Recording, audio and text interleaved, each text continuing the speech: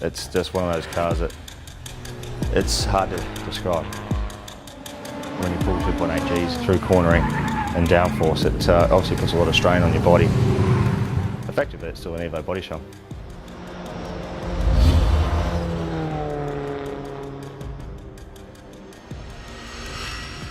It was a road car once upon a time. It got obviously stripped to a bare shell and a cage put in it, and sort of went from there. And the best thing about our car, anyone can actually produce this car.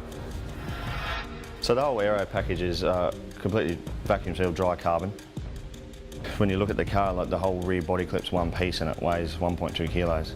And the front bumper bar is like 0.8 of a kilo. So obviously weight reduction in this category is a must, so you're trying to get down to minimum weight.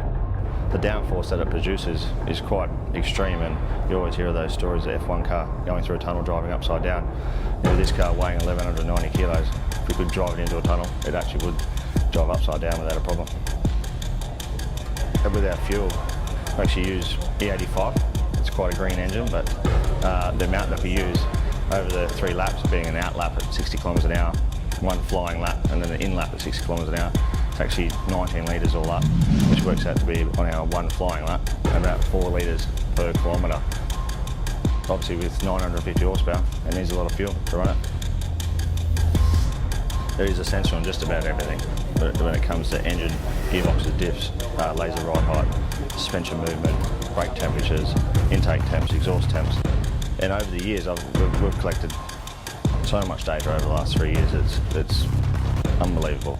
To me, it's a whole lot of squiggly lines and it all looks very nice and fancy, but you know, those guys are experienced, they're engineers, and you know, going through all those systems and procedures is what we need to do to actually make the car quick.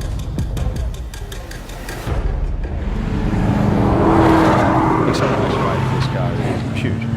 When you stand on the accelerator pedal, the acceleration rate would just leave any bad supercar, Lamborghini, Ferrari, any basically supercar for dead. How much is the car worth? That's a good question, but let's put it this way, you could buy a really nice 4-bedroom house in Sydney.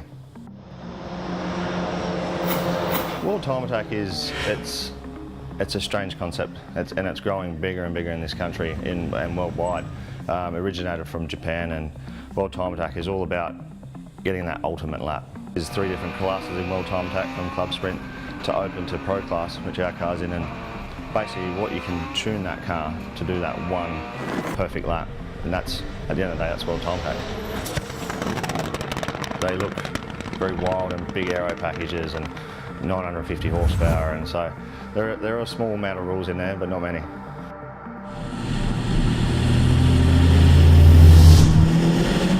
I don't think I ever get scared, no. I think the day you get scared of jumping in that race car is the day you hang up your helmet, I think. Obviously it all starts back in pit lane and suiting up and then having that little quiet time to yourself, and then getting strapped in a car. Put yourself in a nice mental state to achieve that outlap, and you're cruising around at 60 k's an hour. The heart rate starts to go. For me, it's a big deep breath. You come on the main straight, and once you get to 100% throttle,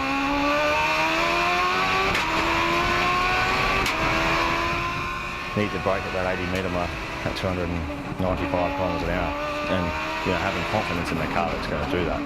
That's when it gets a little bit physical. It's just piecing the puzzle together, making sure you do everything spot on so you get that ultimate time. You're chasing that time the whole lap and pushing yourself to the edge, going to the white line, sometimes over the white line. You cross the line, the time flashes up, and it's just it's a relief, basically. It's just a massive relief. Like, I've got goosebumps now, actually, just talking about it. How fast am I? That's a good question. Fast enough, I'd say. We got down to a 124.8 second, which broke the lap record. When you sort of compare that time to, say, a V8 supercar, it's 6 seconds a lap faster than the V8 supercar record around the Piston Creek Raceway. I think it was 6 years of emotions come out after that one lap. Have to be the biggest achievement of my motor racing career. I think the ultimate feeling when you drive this car is it's extreme. You drive all these other cars in in your lifetime, but you jump in this car and it just throws you back in the seat and puts you in a completely different place. And that's what makes this car and time attack racing so special.